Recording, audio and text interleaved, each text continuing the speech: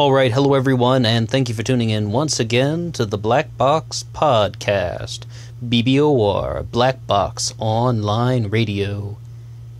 Now, I did one upload on the case of Jonathan Cruz here on this channel. However, that one had a lot of background noise, and I was just playing back my old recording, and I thought, you know what, I'm just going to re-record the whole thing because I don't want to have something out there that's going to be inaudible and, you know, something that people can't really differentiate between the words and the sounds. So this is my attempt to do something a little better. Today we're discussing the 2014 death of Jonathan Cruz from Texas and the prime suspect, his ex-girlfriend, Brenda Lazaro. This is a very particular case because we only have one possible suspect. If not Jonathan, if this wasn't a suicide, well then it was Brenda Lazaro. And like almost all uploads I do on this channel, this is geared toward more people who are somewhat familiar with the case. And so we won't go through all of the play-by-play and the backstory.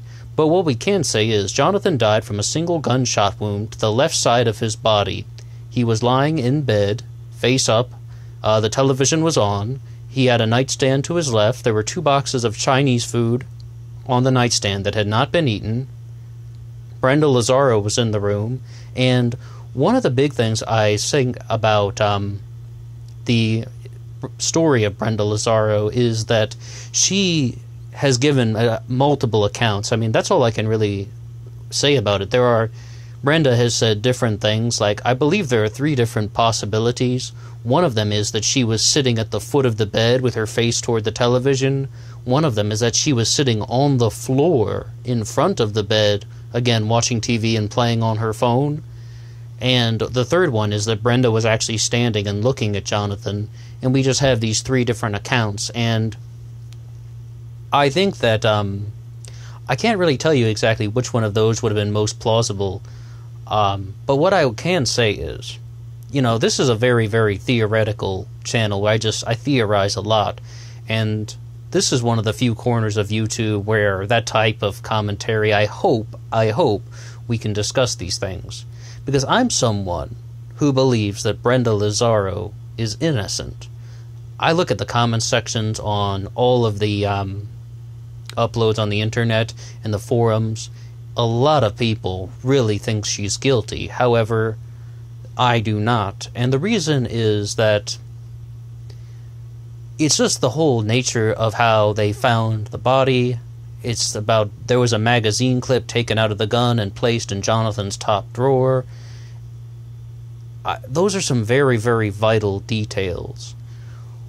What I believe they say the motivation is, and by they I mean what the story Brenda gave the police, is that Jonathan took the gun and placed it against his side, and he made some comments saying like, "Want me to show you how much I love you?" And then he pulled the trigger. However, they did not find a magazine clip in the gun. They found it in the top drawer under his assortment of silk ties. And, you know, it was like, why on earth would that be in the drawer? One theory is that Brenda took it out and panicking after she shot him, and the other theory is that Jonathan took it out so that the gun wouldn't be loaded, and he was involved in a very, very heated discussion. So, he grabbed the gun, and he made that comment, and he pulled the trigger, thinking that it was unloaded. However, there was still 1 bullet in the chamber. Because, you know, we have the clip and we have the chamber. Did I say clip? I mean, some people would chew me out instantly. The magazine, and we have 1 bullet in the chamber, and that is what ended up killing him.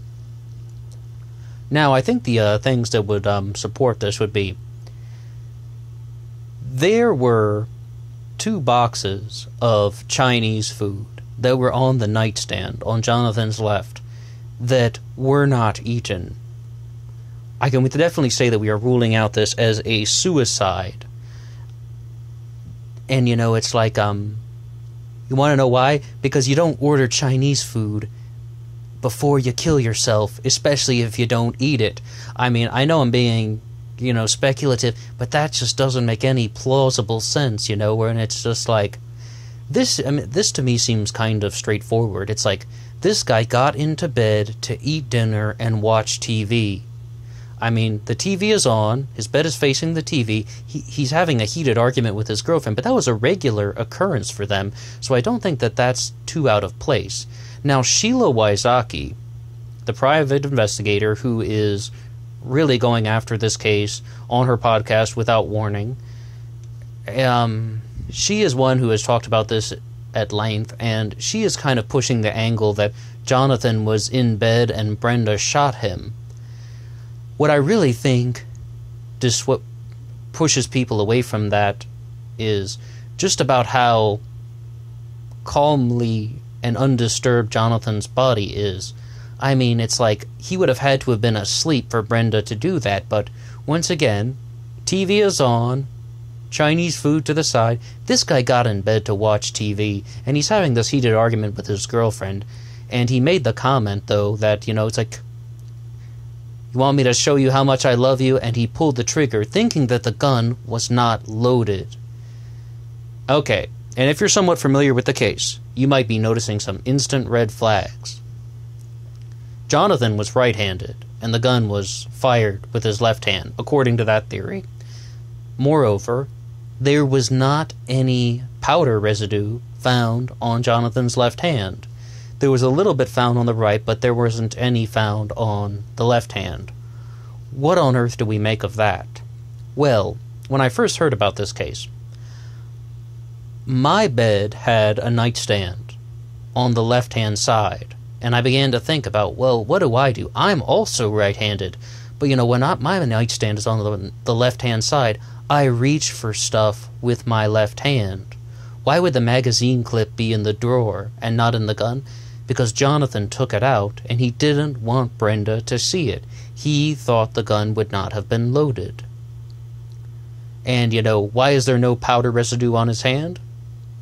I was also looking recently at the case of Jennifer Fairgate, the girl who was found in the Oslo hotel, where she died from a single gunshot wound to the head, and the door was locked from the inside. She was on the 28th floor, so it looks like it would be a suicide, except for the fact that there's no powder residue on her hand. Now, it's like, I think there might be some scientific explanation for it, and I can't really give it to you right now, and I wish I could, but I think in certain instances, the powder residue doesn't get left behind on someone's hand when they're firing a self-inflicted gunshot wound. I wish I had a better answer for that, but that's the best that I can do.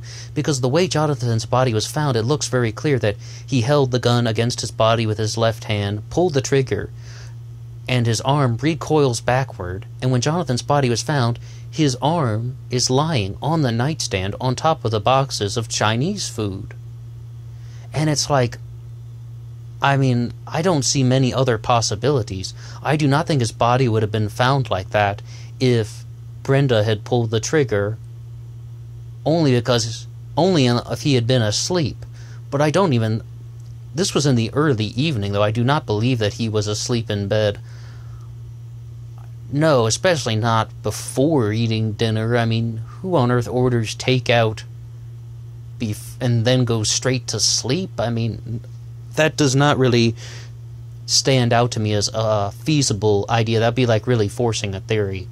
And you want to talk, though, about forcing, or let's put this up to some challenges. One of the things that somebody has brought to my attention is, I wrote out the theory that I have just given you guys, that Jonathan Cruz took the gun, took out the magazine clip, put it in the drawer, and attempted a dry fire of the gun, just making some comment to Brenda, and unbeknownst to him, there was a bullet in the chamber, and that killed him.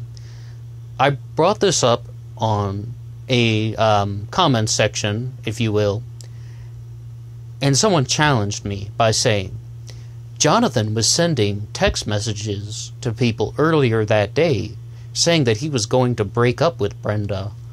Why would he do that if he was just going to do some gesture like that? Why would this gesture ever take place if he was just going to break up with her?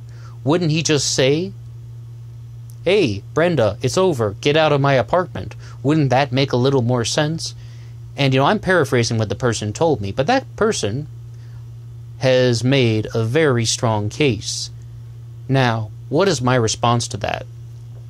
My only real response to that is that,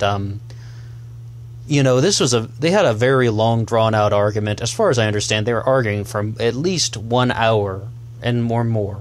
Brenda had been really on his case over the last few weeks because she saw him give a hug to somebody. Yeah, okay. But that's what happened anyway. And Brenda had really been on his case. They had this very long, drawn-out argument.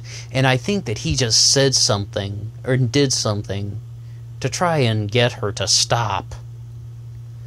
And I don't mean attempted suicide to get her to stop. I do not think this was a suicide. I think this was an accidental death. I think he was, during the course of the heated argument, he just had a lapse in judgment. Because another thing that people are sort of going against accidental death theory are saying is that Jonathan was a very responsible firearms owner.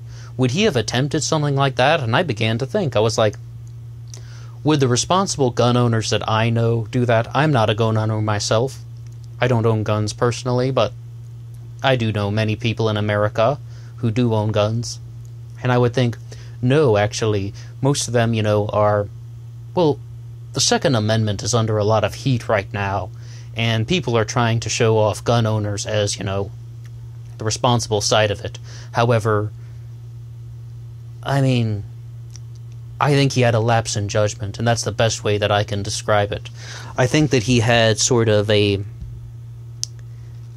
he made a mistake just because of the heated nature of the argument, and I think it caused a destructive outcome. And, it's a horrible tragedy, And, I think that the relentless arguing on Brenda's part has a large part to do with the fact that Jonathan Cruz is now dead. But do I think that she pulled the trigger? I don't see any of the physical evidence that would point to that, with the exception of no powder residue on his left hand. Also, the place where the gun was found, right by Jonathan's side, like on the left side of his rib cage, for lack of a better term. And I was just, picturing it in my mind, holding the gun against his side with the left hand, pulling the trigger. His arm recoils backward very quickly. The gun collides with either his shoulder or his bicep area, falls backward, and lands right next to the rib cage. I think that's the exact thing that would happen if Jonathan Cruz pulled the trigger himself with his left hand. I think I really do have to kind of insist about this. However, this is something that is still under investigation. Brenda Lazaro is still in litigation about this.